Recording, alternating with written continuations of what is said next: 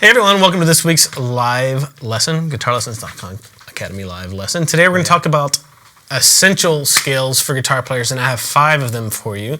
And you may be thinking, Nathan, how in the world can you narrow this down to just 5 scales? Well, I would say that maybe 80% of the time, most guitar players use only these scales to solo. Yep.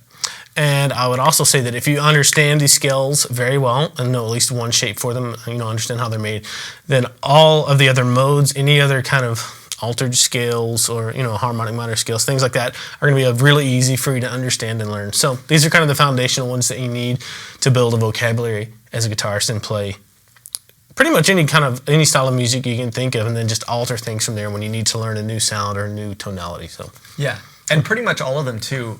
I mean, every scale is basically based in one scale, right? It all kind of stems from the one major scale. So a lot of this, hopefully, you'll be able to tie it all together. I know that's something that Nate's talking about, stemming from the major scale, how to build these scales out. Right, and we're not going to focus a ton on the theory of it, like as far as how the major scale is made. We're just going to present the scale degrees from one scale to the next and one shape for each one. Then I'm going to give you some tips from moving it around and using these scales. If you're a little bit more advanced, say if you already know these scale shapes and you're really familiar with them too. So. Yeah.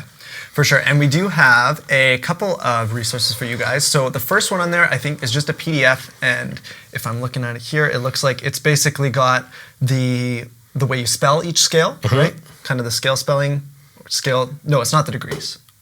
Anyways, kind of is. And then the scale shapes themselves as well on there, and we're going to basically be working in just one key to keep it simple, right? Exactly, yeah. So and it's irrelevant. I just happen to pick the key of D, major and D minor, kind of that world, centered around that tonality, mostly because it's in a really kind of convenient place to think about things on the fretboard, 6-string root note location D. So. Right, that makes sense. It's actually, for me, the most comfortable position for me to play. I love playing in the key of D. So, and then the little jam track that's there, it's basically just a vamp in D, right? I don't think it changes. Correct, it's just a D power chord, so it fits any tonality you want except like a Locrian mode or something like that, right?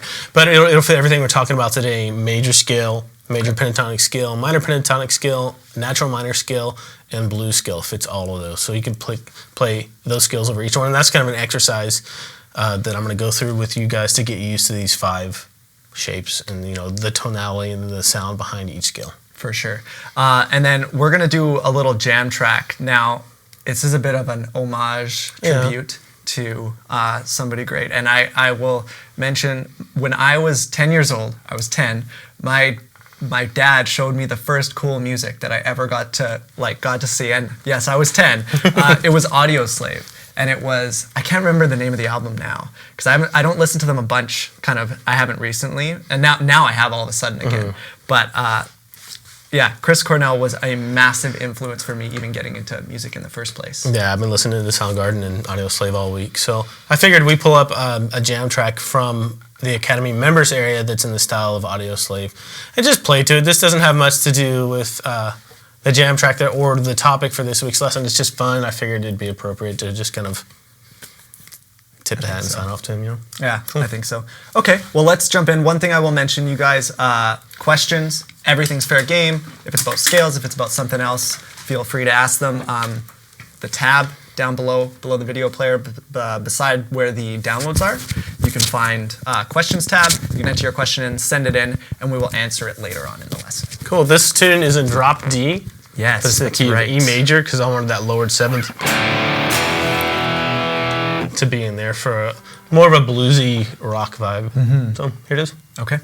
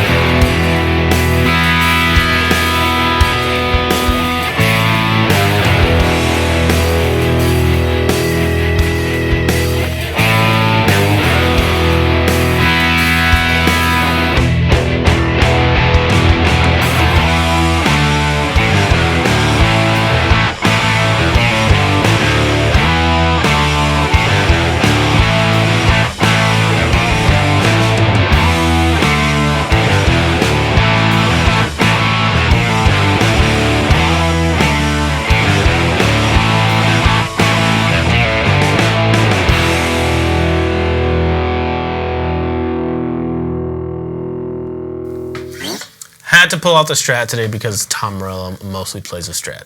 Otherwise, true. I've been stuck on my PRS, my Les Paul lately. Anyway, actually, I have to, since that is in drop D, I have to tune back up. So Got to turn her back up. Yeah, that's right. So for Do we have those- any?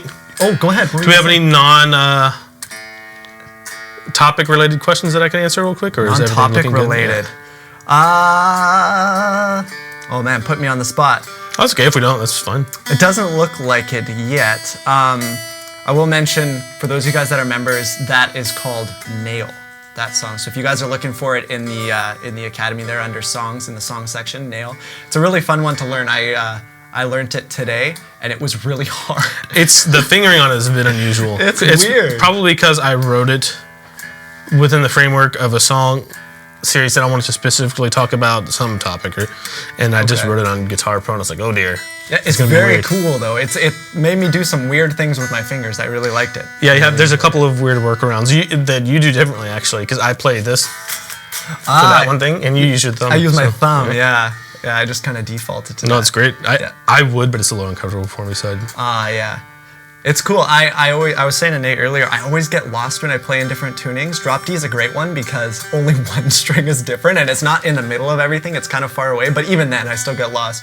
But for those of you guys wanting to experiment with different tunings and stuff, Drop D is a really fun one. yeah, even on acoustic, I use drop D Yeah. a lot. Yeah. Because it gives me some more options for low droning stuff. Okay, Yeah. I think I'm in tune. You're good to go? Yep. All right. So, the first scale that you really need to be familiar with as a guitarist is just the major scale, and that's mostly because it's really the foundation of almost everything else that you're going to learn as a musician, especially in the beginning. If you learn how the major scale is made, and just one shape for it, you're going to be way ahead of the game as far as when you start to learn other things, when you start to learn how chords are made, when you start to learn how to find out what chords occur in songs, things like that. So the major scale is really the starting point. And like I said, we're going to be in the key of D major. Sorry, this mic is Rolling up on you. yeah. So, if you don't know, this is a D note right here on the 10th fret of a low E string. That's where we're going to be for most of this lesson. That's going to be kind of our reference point, our home base. I'm going to take some of that delay off just because it's a little distracting. And like I said, we're not going to get into too much about how the major scale is made. We're just going to take a look at the scale degrees, and every major scale has 7 notes in it. And the 7 notes in a D major scale are D, E, F sharp, G, A, B, and C sharp. And then back to D. And you don't have to know that 100% right now, but for the sake of this lesson, just go over that for me a few times. D, E, F sharp, G, A, B, C sharp, and back to D. And one more time. D, E, F sharp, G, A, B, C sharp, D. So just remember that the key signature for D major is 2 sharps, and those sharps are F sharp and C sharp. And that may be a lot, but just download the PDF and check it out, follow along. That is the major scale that you really need to be familiar with, how it's made. And again, if you need more reference for this, you can go probably take a look at the first 3 music theory series in the GuitarLessons.com Academy that really gives you in detail how the major scale works, right, and where it comes from. But for the sake of this lesson, just know that that's how you spell the D major scale, and there's 7 notes in it. So think about just 1, 2, 3, 4, 5, 6, 7. Back to 1. And then you can take a look at the scale shape that I have for you. This is what I call the 6-2 scale shape because the lowest root note is on the 6th string. That's the 6. And then the 2 comes in because you play that lowest root note with your 2nd finger. So if you've never seen the scale shape before, just take some time and just work on the first 2 strings if that's all you can do at the beginning. Try to be aware that those black notes are the root notes of the scale. And in your practice time, add 1 string per day, 1 string per week. So then you work on, 3 strings. But realize that you're just playing the 7 notes of the major scale. 1, 2, 3, 4, 5, 6, 7. Back to 1. And really all you need to worry about at this point is just that 1 octave.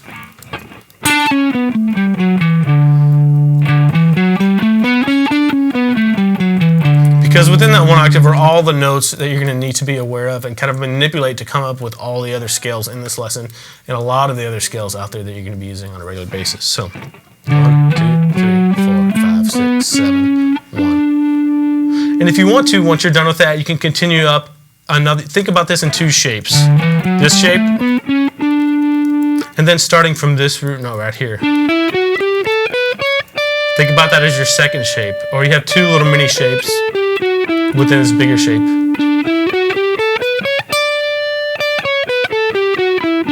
We're playing the same notes. We're playing a D scale. 1, 2, 3, 4, 5, 6, 7, 1. Or D, E, F sharp, G, A, B, C sharp, and back to D. But it's just easier to divide that up and to get the shape down under your fingers. So that's really essential. You're going to get all your chords, how your chords are spelled from there, all your keys. We're not going to cover that in this lesson, but it is important. That's why this scale is so essential, and that's why we're covering it first. Now, if you are a little bit more of an advanced player, or like if you're just getting to the intermediate level playing, you're like, oh, I learned this scale shape already. What's something else that I can do with it? Don't think necessarily about this scale shape as only being able to start in one spot, like on the 6th string with your second finger. That one octave of that major scale, you can move anywhere. Find another D here. 5th fret of the A string. Playing the exact same shape.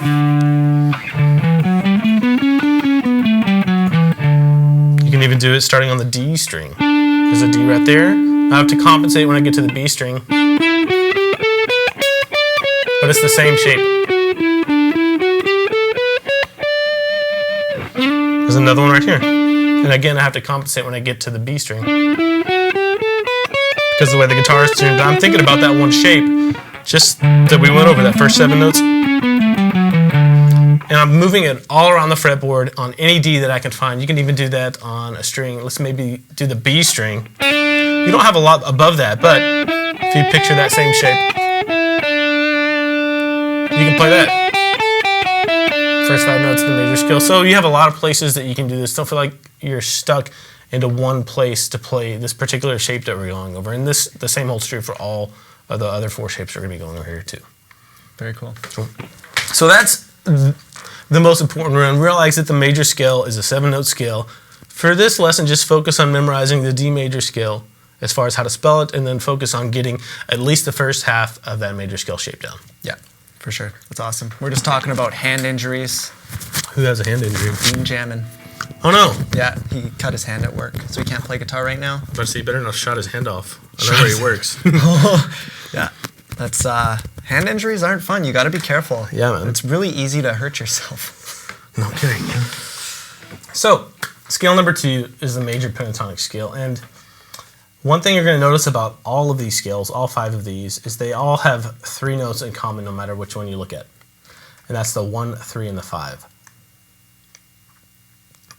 So that should tell you that, okay, the 1, 3, and 5 are very important to defining whatever sound you're going for with these scales. So that's just one little observation. Now, the reason I said that is because for this major scale, we had 7 notes.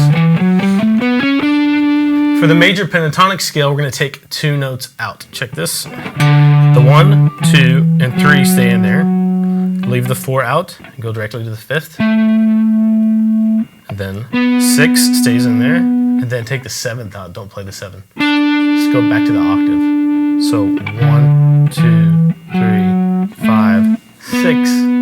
And then back to the octave. Pentatonic scale, penta right, means 5. So it's just a 5-note scale. In this case, you're leaving out the 4 and the 7.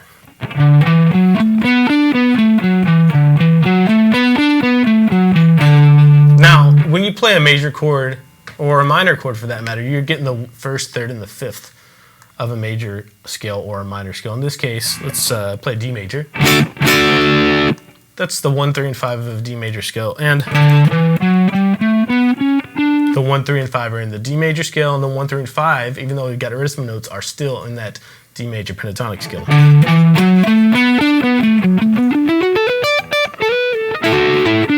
That's why it's really hard to hit a wrong note and a major pentatonic scale if you're playing over the corresponding major chord, like a D major. It's because 3 out of the 5 notes are chord tones, so they're really consonant sounding, very easy to make sound really good. So get just that first octave of the scale down.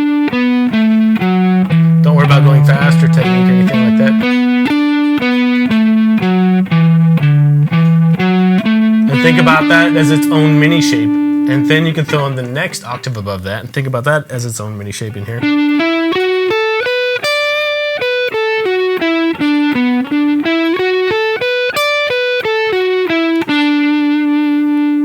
Now, another thing that you're going to want to do is, in order to keep yourself from not being boxed in by a specific scale pattern or something like that into one position, is to find a D on every string and try to play this shape with it. You can even do it, of course, the high E string. Think about that as being your lowest root note. You only get 2 notes that way when you think about it, really. Yeah. But find a D on the B string and then play that same thing. It's as high as you can go, right? As far as staying in that shape and thinking about it. I can do the same thing. Find a D on the A string. When you get to that B string, you have to compensate for the way the guitar is tuned again. But you're playing the exact same shape. And you can do that anywhere. So just because you only know, you're learning one pentatonic scale and you're like, oh, I only know this in one place. Not really. You know 5 smaller parts to all 5 major pentatonic scales. You just have to kind of fill in the holes as you go and learn new pentatonic scale shapes and things like that. But the important thing here is that you realize that a major pentatonic scale is just taking the 4 and the 7 out of a major scale, and you're left with 1, 2, 3, 5, 6 for your major pentatonic scale. And then just, if you like the sound of this one, you may want to spend some time woodshedding the shape and then go on and learn another major pentatonic scale, maybe the one that's right next to it, which is just the exact same shape, just an octave higher starting on that D right there. And you have to compensate for that D string again, or the B string the way it's tuned. Yeah. So, another way to think about this is just, and you may mention this, but another way that I like to think about the pentatonic scale verse is you just take away the half step intervals, right? You just get rid of those. Yeah. Yeah. That's another reason why it sounds so good, because you have those, you're getting rid of the avoid tones or the handle with care tones. Yes. And the same thing goes for the minor pentatonic scale too. Yeah, absolutely. Next, we're going to kind of shift tonalities, and we're still going to be using our low D note on the E string right here. On the 10th fret is our root note, or kind of our home base. And hopefully by now you've seen that our root notes are here, then the D string, 12th fret, and the high E string, 12th fret. That's really important. So you're going to be visualizing those same notes, but we're going to be playing a D natural minor scale. And when you think about a natural minor scale, I'll get a little bit of the theory in here. All you have to do is start with a major scale, in this case, a D major scale. Think about it, D, E, F sharp, G, A, B, C sharp. And then lower the 3rd, 6th, and 7th notes by 1/2 step each. So if you look at a D major scale, what's the 3rd note? It's an F sharp. So that needs to come down to an F natural. Then what is the 6th note? It's a B that needs to come down to a B flat, 1/2 step. And the 7th note is a C sharp, so that's going to come down to a C natural. And that's going to give you your D minor scale, your D natural minor scale, or Aeolian mode, if you want to think about it from a modal context. So all you're doing is taking the 3rd, 6th, and 7th notes out of a major scale and lowering them by 1/2 step. Now, you could think about it like literally playing the same major scale shape that we just went in lowering those 3 notes. But we're going to be learning a different scale shape just because it's a little more convenient for our root note locations and visualization purposes. So start on that same D note on the 10th fret and just play 1, 3, 4 on the 10th, 12th, and 13th fret. Do the same thing on the next string. That's all that's going to give you is 1, 2, lower 3rd, 4, 5, lowered 6th. And then next string over gives you your lowered 7th for this shape. And that's just the 10th fret with your first finger. And then back up to the octave. So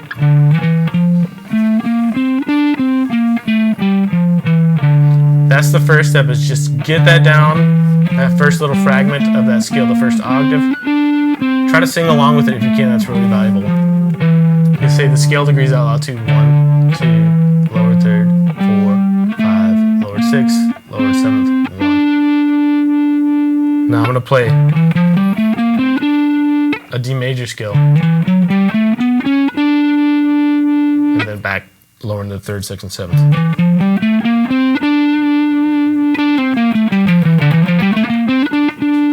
Once you have that down, throw in that 2nd octave. Doesn't have to be fast. Try to visualize where the root notes are.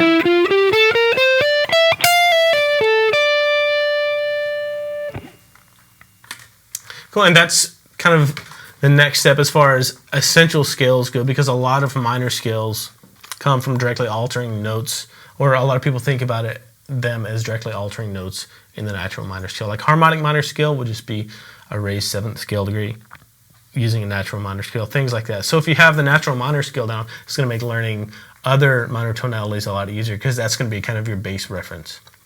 Cool. For sure. Just, I see a question in the chat here. Where is this stuff covered in the Academy for those guys who are members? Let's see. There's a couple of places. Actually, we just found a series that needs to go up. Yep. Major Scales 1 is going to be up not too long from now. So that will be like a really practical, more shape-driven, using the scale to play solos and improvise, things like that. That'll be up in the next couple of weeks. Music theory, probably 1 through 6.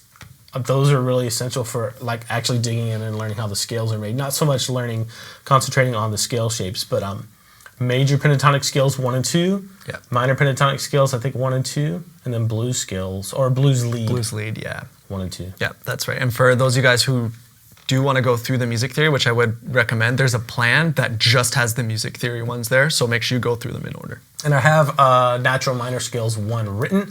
It just needs to be filmed. I'm not sure when I'm going to do that yet, but it's written and it's ready to go. So Cool. If you know how your natural minor scale is made, to make a minor pentatonic scale, you kind of do the same thing you did to make a major pentatonic scale. You take a couple of notes out, but they're different numbers in this case. So if you had 1, 2, 3, 4, 5, 6, 7, back to 1 with a natural minor scale. To make a minor pentatonic scale, you're going to take the half steps out, like Andrew mentioned, to kind of avoid or be careful with tones. And that would be the 2nd.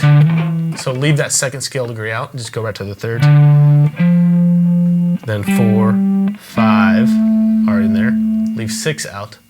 I'll play that. And then hit 7 and 1. So we have 1, skip 2, go to the lower 3rd, 4, 5, skip to the lowered 6, go right to the lowered 7th, and then the 1.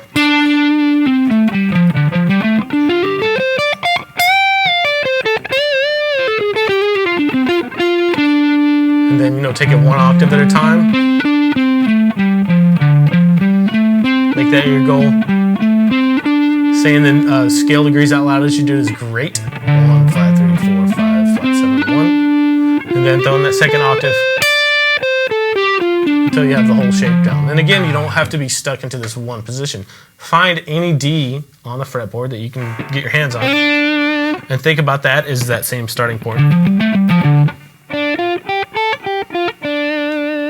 That's going to open up the fretboard a lot to you, and you really didn't have to think about anything new. Same thing here. There's a D right there, 5th fret of the A string. I literally just went over there and played the same shape.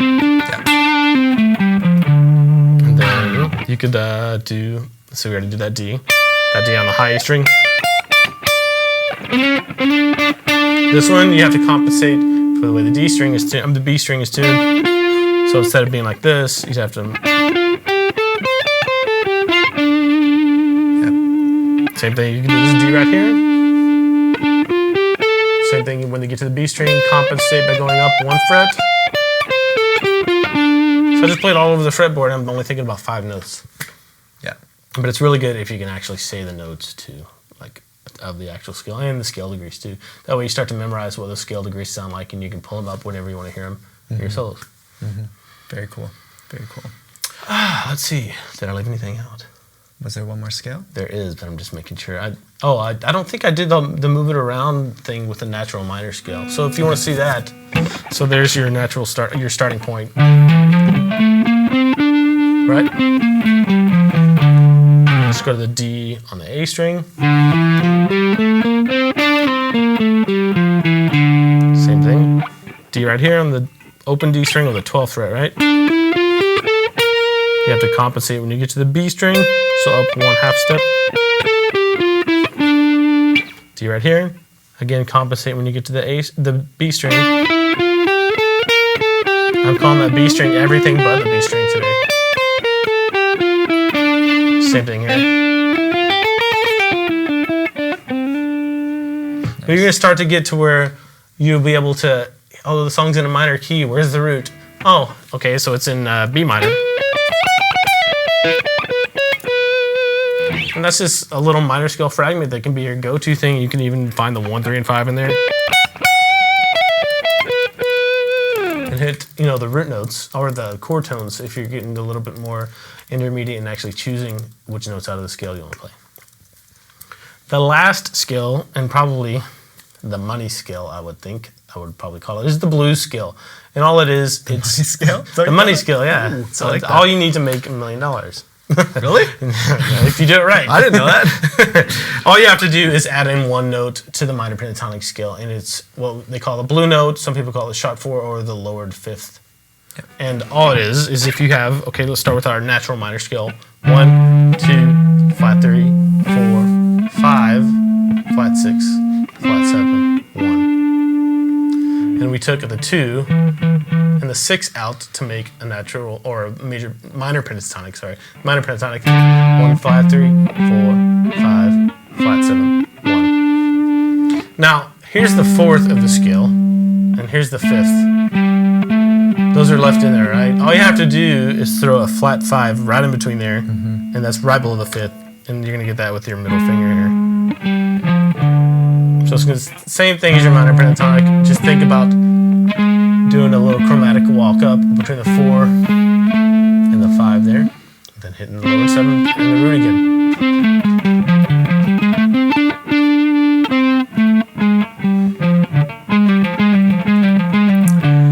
And just for those of you guys who were at the ear training one, that is what you would consider a tritone, is what you're adding in, Just which nasty. is funny. Yeah. It's the one interval you try to avoid, but in the blues scale, it's the one you add. Yep.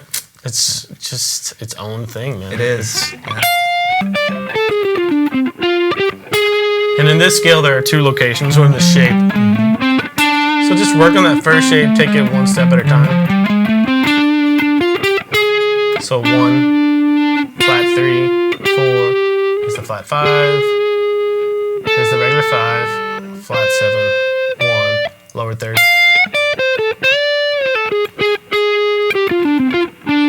And you're going to get, if you mess around with the scale a lot, you're going to get to where you can hear somebody if they're landing on a flat 5 or not. Yeah. And be able to be like, I know exactly where that is in that shape. I can play it right now. It's pretty cool. Totally. Yeah.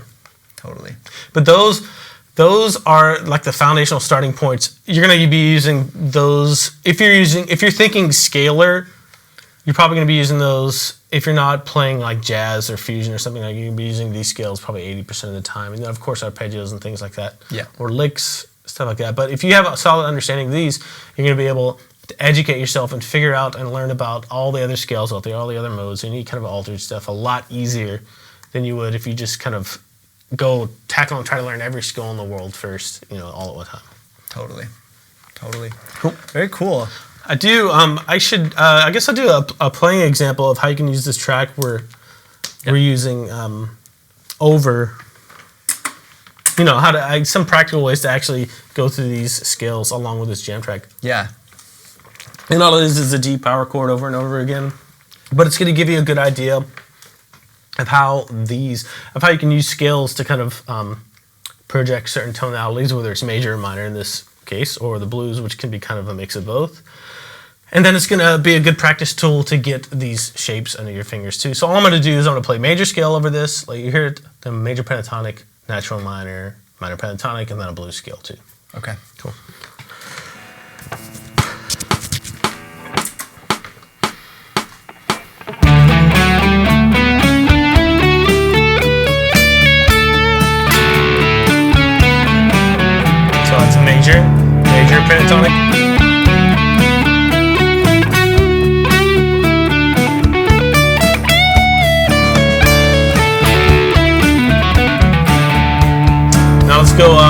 natural minor.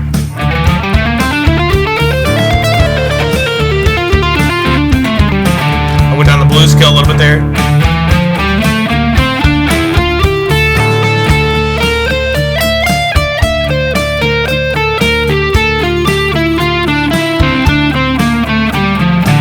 Minor pentatonic.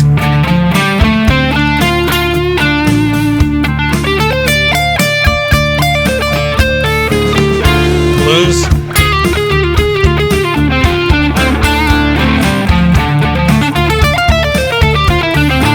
Natural minor. Back to major. Whatever mode you want to play, like the Locrian mode. So. Yeah. Cool. Yeah.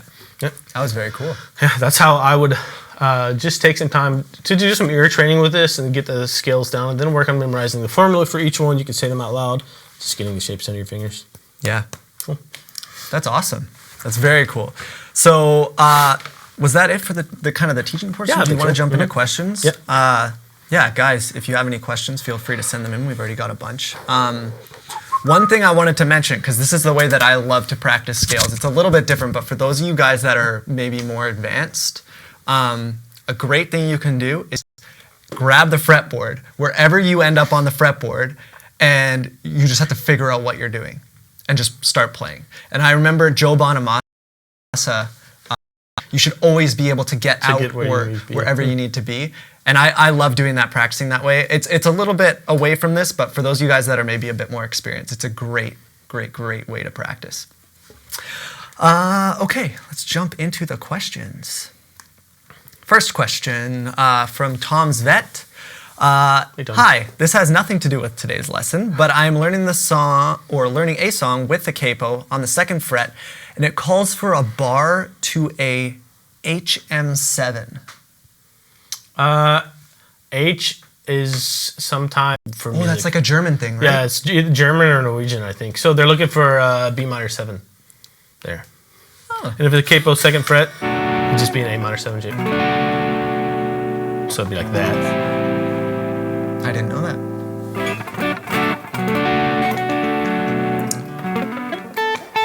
Okay. Well, hopefully that is what you're asking. It looks like it. It looks like it. Cool. Next question here. This is from Blues Hawk. Hello, Nate and Andrew. Hello. It's a little off topic, but could Nate demonstrate the strumming technique for Smells Like Teen Spirit? Let's see. Is that right? It's an F. Right? Yes. So down. But you got Straight 16 note pattern. Yeah. Is that right? Yeah, you got it.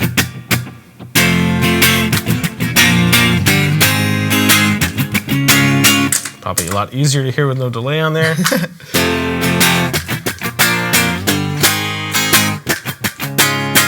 So there's a lot of muting going on there. So.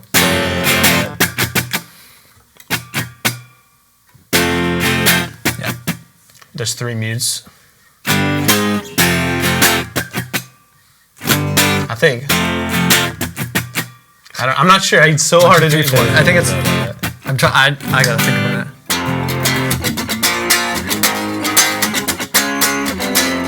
1, 2, 3, 4. 4. Yeah. It's a little later.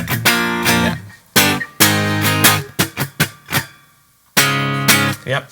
If I'm tons of remembering muting. correctly. I honestly, I don't even think about it. I just feel it when I do it, and it's really fast.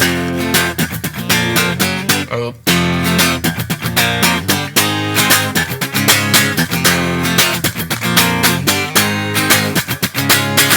Now, one thing, your hand is moving in that 16th the whole time. It doesn't stop. Right. And so you're basically putting it down and lifting it up and then doing the same with this to get the pattern. Yeah. Keeping the strumming going, but I'm not hitting the mute Exactly. at all. Yeah.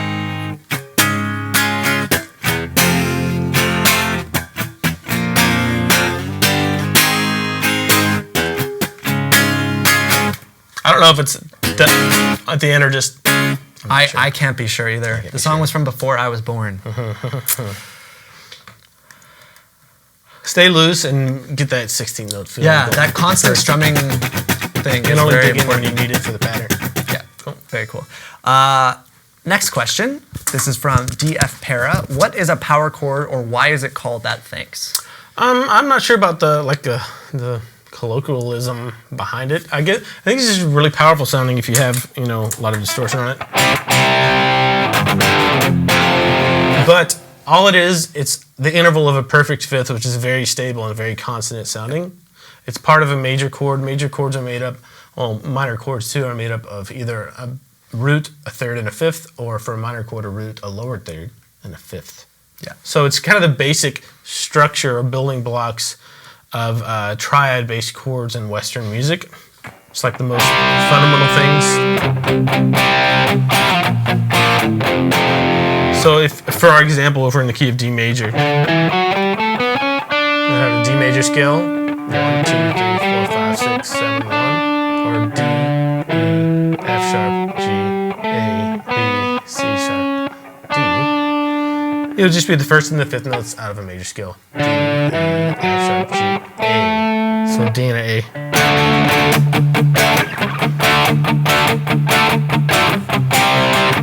And you can move that around anywhere, that shape. Yeah. It's a really easy one. That's a great one. I mean, look at the Ramones, man. They made a whole career out of that. Pretty much just that. Yeah. Yeah. Lots of the classic rock stuff was built on that. A lot of the old Led Zeppelin riffs were coming from that. AC/DC, same thing. Variations of that.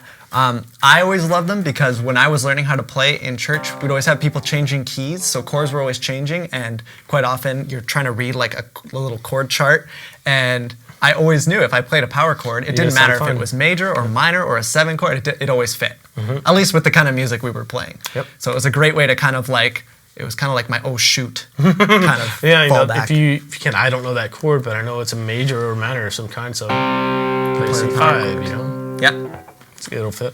exactly. And then go learn the other chord that night. It is important to know the other. Yeah, I know. I'm recommending cheating here. Don't cheat.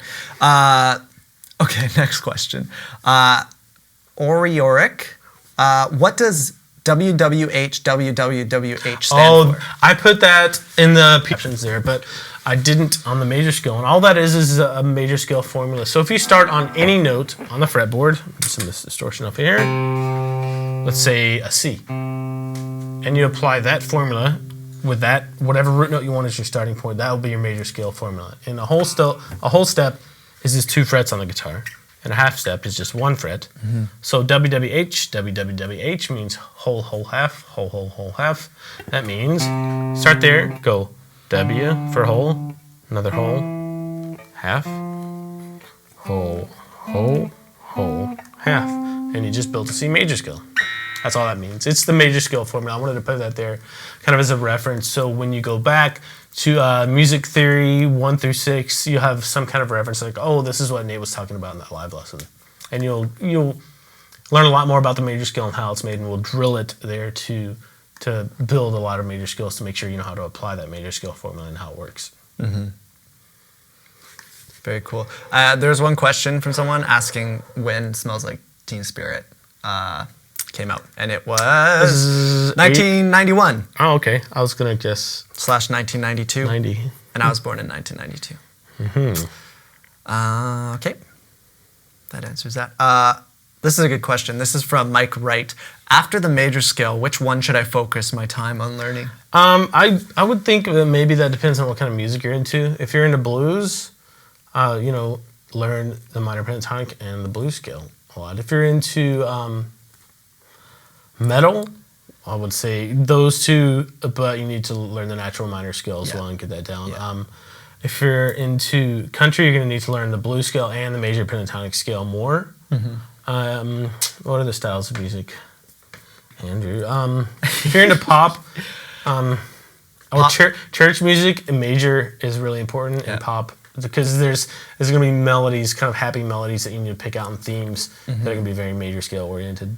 Yeah, I loved doing the whole, I learned one minor pentatonic shape, and then I just laid my other scales over top of it, and then would just, depending on what I was playing and how I wanted it to feel, I would just use that one shape and just start on different notes. Yes, that's great. Yeah. Right? And that's another thing you can do. I would say, as far as what's used the most overall, the minor pentatonic scale shape is the most used scale shape for guitar. It is. So it's worth it. I think it might just have to do with the fact that it's so simple. It's very Easy to ergonomic. memorize. Very natural. Yeah. But you do need to learn all of them. And there are, like you said, there are other ways of thinking about this. This is just one way presenting note to have the lowest root note and think about starting it all that way. Like I'm going to mention this just because you did. You can also think about, like you said, just learning one scale shape, major scale, right? Right? Now, if I start on the 6th scale degree, right there, it's a natural minor scale. We're no longer in the key of D minor. We're in B minor now. And then I can think about that as being my minor pentatonic, B minor, or if I want to think about D major. That's when you're getting into relative minors and relative majors and things like that. But there's a lot of different ways to think about these, and over years it's really good to explore them and learn about them, kind of think about all of them at the same time, or just choose which ones work best for you. Yeah, I think everybody's, well, not everybody's, but most people's brains they'll default and have like a way that they like to learn something the most or understand something, and you'll kind of find all the different avenues. You'll find one, it's like, oh, this one's the easiest for me, but it's still important to go back. I found, especially over the last couple years, focusing a little bit more on learning some theory, I came back and it was like, oh, I never knew like why this was like this. This was the shape I learned. It's very important. I feel like it's expanded my guitar playing a lot. Next question. We don't have a ton more, and I always say this is the last one. But there will be 3 more. So just so you guys know, we're coming up to the end. If you have any last questions, throw them in there. Otherwise, we've got life. What was scale number 4?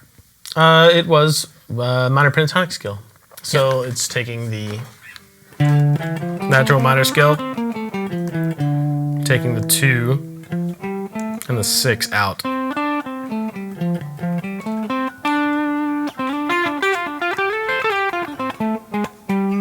And then after that we did the blue scale. Yeah. Yep. I couldn't resist. I had to throw the flat 5 in there. And then we did the blue scale. No. Okay, next question from Matthew Samick. Is there a particular scale used primarily to sound country? What scale is or scales are most often used in country music for lead guitar? I would say it's a combination of major pentatonic and minor pentatonic, depending on how bluesy you want it to sound. Yeah. Even then, let's say you have an A7 you're playing over, or an A power chord.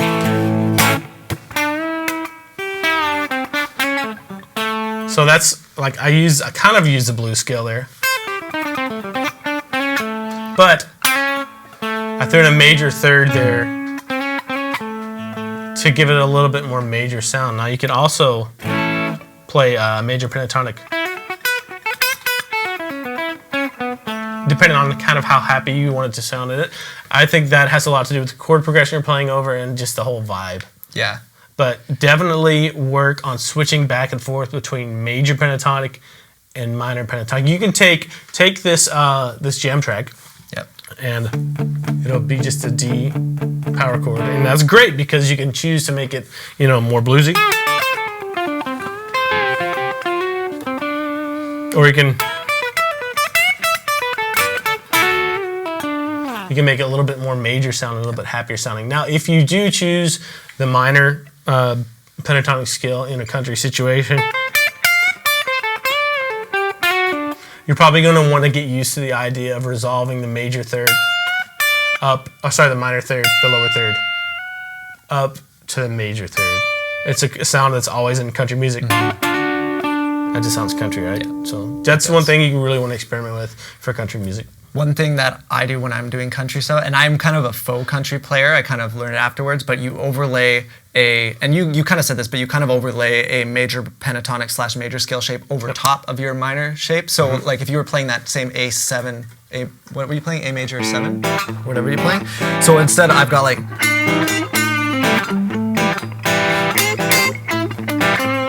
So that's like minory, but then I also.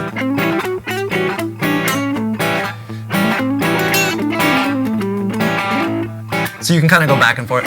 Yeah. Ooh, that was cool. Yeah, all that is a minor pentatonic scale with a major third in it. Oh, that was cool. Yeah, but that's kind of, there's a lot of that flip-flop back and forth, which actually, a lot of that kind of comes from blues music. Yep, right? 100%. It shares a lot of similarities. Cage system is great for country. A lot of the really big country guys, they are huge proponents of the cage system. And like, you learn your cage system if you want to get into country as well. Not only with pentatonics, but also I think equally important are arpeggios on top of that. The shape system. Big time. That's I know Brad Paisley. He just thinks completely in chords, and he is a monster country player. Because the one thing I've noticed with country is they don't like the sound of scales as much as maybe like blues and rock do. Right? It's a very different sound. Oh, okay, we got a bunch more questions. I was going to say, we only got one more. True to form. A bunch all came in at once. Okay, this one's from Les Acadians, Vincent. Hi, can you talk about minor pentatonic E shape, D shape, C shape, A shape, and G shape? I just saw that today for the first time on the net, or maybe you'd want to save that for lesson shapes. We can do a lesson on that, but I can give you a quick rundown here too. That's just what we mentioned a while ago. It's called the cage system. All it is, it's a series. It's taking each one of your open chords, C, A, G, E, and D, and finding where those chords are laid out for a specific chord. So, for example, I'm playing D. That's a D shape, right? D major chord. I can also play a D major using a C shape, right? I can also play a D major using an A shape. Sorry, I'm atrociously out of tune. I can also play D major using a G shape. Playing a D major chord is just G, A, B, C, D, and then barring it, right? And then I can play an E-shaped chord, but it's still a D. It's an E-shaped bar chord playing a D, right? And then finally I get back to the octave, playing a D using a D shape. And that's just a way to memorize where all of your chord tones are, all the way up and down the fretboard. And if we had the graphics and you could see, you can take each of the 5 pentatonic shapes and you can go slap them all over top. And all you're doing is filling in the notes that aren't the 1, 3, and the 5 out of the major pentatonic scale. For a lesson that we did a while ago, I think it was just the 5 pentatonic scale shapes. If I remember, I'll try and throw that in the forums because it's great. It's like a super quick form. It's not a long lesson, and it shows I'm pretty sure you had like the cage system next to each scale shape, if I remember correctly. Anyways, I'll try and remember. Okay, next question. G Beans, always asking questions, it's awesome. If I'm confident playing one scale from low to high, should I move to another shape or practice it more high to low? So one way. I would probably try from the beginning to start out equally playing it from low to high and high to low. So big time. If you're cycling through things and practicing a major scale, major pentatonic, natural minor, minor pentatonic, blues scale, and you've started off on the low note every time, and you're going to go through and cycle that again for the next 5 minutes of practice, don't start on the lowest note again. Start on the top note. That's going to help you a lot in the future. So start on that highest note.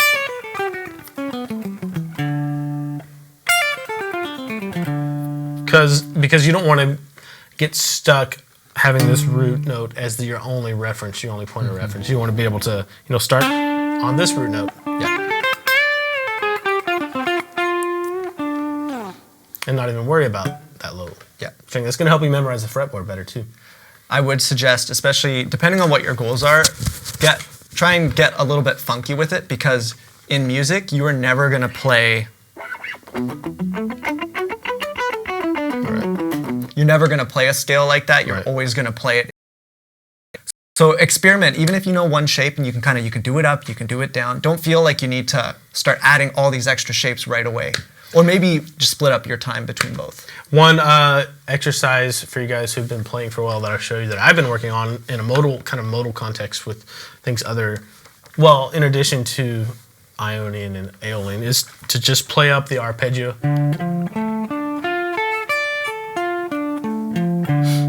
then the 7th arpeggio, so in this case it would be minor 7th. And then the pentatonic that goes with that, minor pentatonic. And then the natural minor. So you're programming in where those important notes are, the chord tones that you want to hit. So it's less scalar, and you're starting to memorize where your important target tones are for that particular mode or minor chord. That's cool. Yep. And for those of you guys that don't really know what modes are, it's just taking your major and minor scale and starting on a different note other than what we're normally starting on, basically. Basically. But you can go down nice long rabbit holes. Okay, next question. It looks like we have 2 more. We'll see.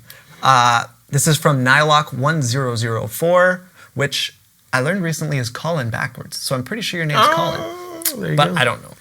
Hi guys, when playing in a scale of say A and you want to move to the 4 chord in a 12-bar blues progression, can you go to the D scale or should you stay in the A blues scale? It depends how much you want to kind of shift tonal centers. Yeah. When I do that, more times than not, I will think about the chord tones in the 4 chord and try to emphasize those as opposed to completely switching tonalities. On the 5 chord, I'll do that a little more if I want to hear that, but you have to experiment with it and see if it's something you like. It does. It's not going to sound, since you're it's not. If you like the sound, go for it. I would be careful overusing it because the listener is going to be up there and just modulate or whatever. Yeah. But I would concentrate more on like the 1 of the 4 chord and then up to the lower 3rd, up to the regular 3rd. Yeah. Because it still sounds like you switch pentatonic scales when I does. did that, even if I go back to that whatever that was, A blues.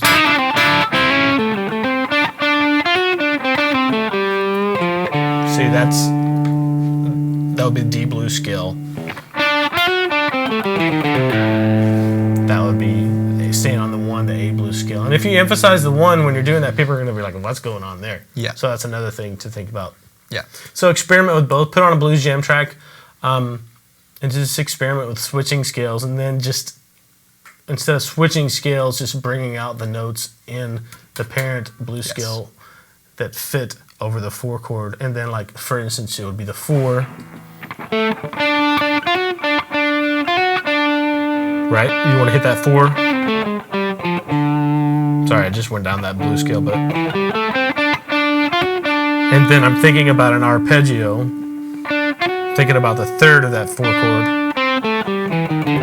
Still while thinking I'm in the key of E blues. Or sorry, A blues.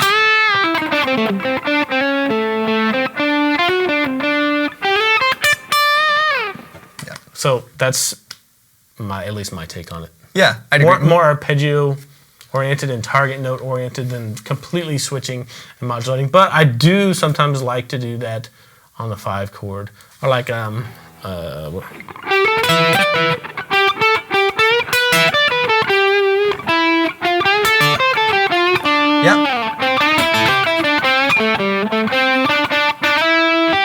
It's very Stevie. Yeah, exactly. And if you want that sound, go for it. Just make sure that's what you want. I would say in all of those, especially the blues players, 99% of what they play is in 1 key in the blues scale. And then they'll maybe add a little thing for flavor, but they're very careful with how often they use it. Yeah. Okay, last question. This is from Bill Bright 486. Hi Bill. guys, you're doing great work. Thank you. I know that the scale being played determines upon the scales or scales to play. Sorry, I just might have to read this first. I've been learning the major, minor, and pentatonic scales. What about the 3 note per string major scale, which I think is the 7 modes? Do you play in modes or 3 notes per string? I also love the cage system. It's a loaded question. That's all. I think it's important to know both. I don't necessarily distinguish between, okay, that major scale we just went over. Right? I see that chord in there.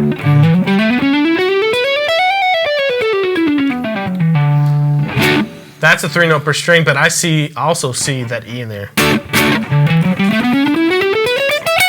Problem is, I also see this D in there. And I think it depends what style of music you're pursuing. If you're doing more rock and shred stuff, I definitely would spend some time with a 3-note per string system just because it's easier to get faster and have some really impressive, cool licks, alternate picking stuff, legato stuff. But at the same time, I think the Cage system is easier for visualizing chord tones and navigating through chord tones. I think it's important to be able to do both. Yeah, I would argue that especially for the guys who appreciate slower playing, most of the time they're not going to be using the 3-note per string. I find it sounds a little less melodic. Yeah. It still can sound melodic. Like some people are unbelievably great at it, but I would say the Cage system, you kind of end up sounding more melodic naturally. But check this out. So if we have that same major scale shape.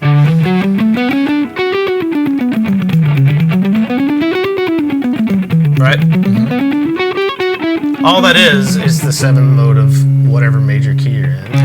3-note per strings. The shape just changes a little bit when you get up here to the top. It doesn't have to.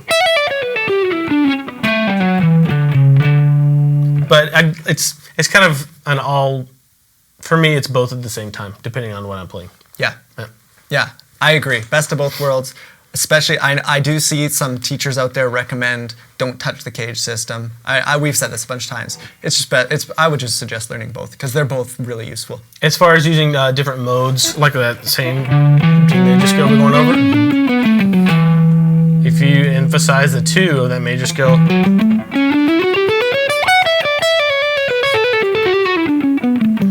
you're just playing an E Dorian, right? And I'm not necessarily thinking about exclusively caged or 3-note per string. It's kind of both. Yeah. That's a good question, though. Yep. Very good question. Okay, that's it for questions. And I, for once, didn't say this is going to be the last one and then say that 3 more times. So, guys, I'm trying to think when... Oh, yeah. Need to know the next one. What are we doing next? It's on a need-to-know basis. I don't even know. This is going to be a surprise for me. Playing your first song. So we're going to go kind of back and do some more kind of like entry-level focused stuff.